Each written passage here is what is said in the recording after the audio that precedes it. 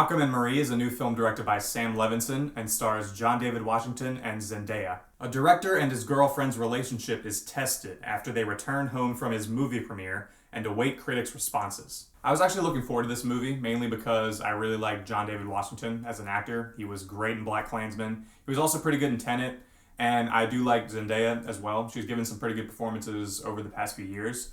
And I'm just really into movies that are like this, that are super small scale and contained, just take place in one location the entire time, and are entirely character driven. Some of my favorite movies are like that. Sam Levinson is mainly known for being the creator of Euphoria, that HBO series, which I've heard a lot of great things about, but I've actually never seen it, so I can't really comment on this director's past work or how I feel about him.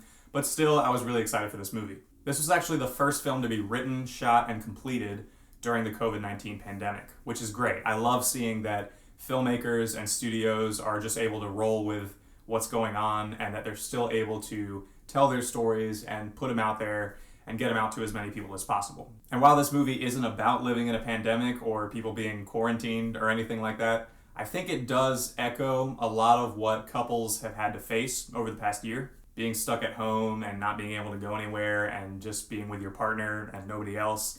And I think when people in a relationship are in that kind of an environment, it creates a scenario where a lot of pent-up feelings and emotions and thoughts all just come out. So in that way, I think this is a very timely film. John David Washington and Zendaya are both impeccable in this movie, and they really make it what it is. They deliver some extremely emotional performances and some monologues that are really well done, because throughout the course of their relationship, they have a lot of feelings and thoughts that have been building, and we kind of get to watch them get all of it off their chest. It's a little bit like if you've ever seen Before Midnight, the argument scene in that movie. Imagine if that was just stretched out to an hour and a half long movie and it was in black and white. That's basically what this movie is. But one of my favorite things about this movie is the way that it portrays love and kind of the uglier side of it that you don't often see in film. There's that saying, you tend to lash out at the people you're closest to, and I feel like this movie really captures that, because these are two people who are obviously in love with each other, but being in love is not always sunshine and rainbows and happy, warm feelings all the time.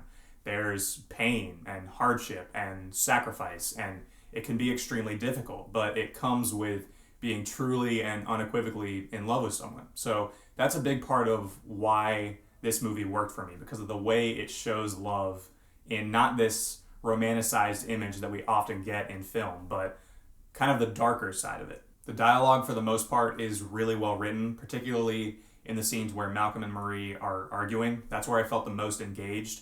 But the film also isn't just about their relationship. It has a lot on its mind. There is this one monologue where John David Washington is talking about film criticism and how white people will probably look at the movie that he just made and jump to their own conclusions about it purely because they know it was made by a black man. And he feels like these reviewers who just watch this movie aren't really getting the full picture and understanding what the message of this film is. It's one of my favorite scenes in the movie, and it was surprisingly funny how he just turns it into this massive rant.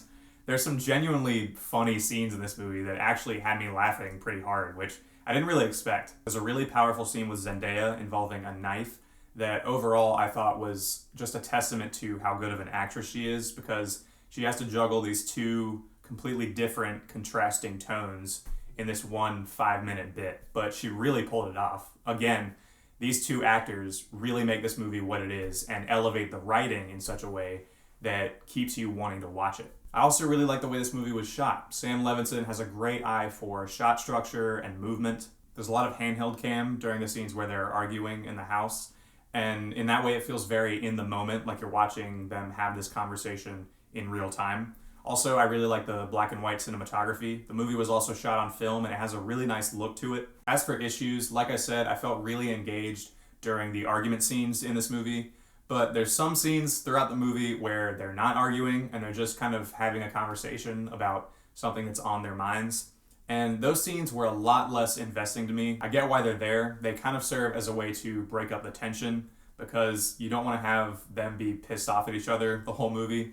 Since this movie is about their relationship, you want to show the dark side of it, but you also want to show them being in love with each other and just enjoying their company, because that kind of gives you the full range of their relationship. But I just wish those scenes were a little bit better written than they were. And the movie can be a little bit pretentious at times. I usually don't like saying that. I feel like that's a really obnoxious criticism to have. However, there's some scenes in this movie where it's just like, nobody talks like this. Like, nobody says things like this in real life. You know, John David Washington and Zendaya are giving these really overwritten speeches with dialogue about this really obscure topic. And in that way, it just feels like the film is getting a little bit in over its head. But besides that, I really enjoyed Malcolm and Marie. I thought it had terrific performances from these two actors. I really liked how this movie portrayed the darker side of love and being in a relationship.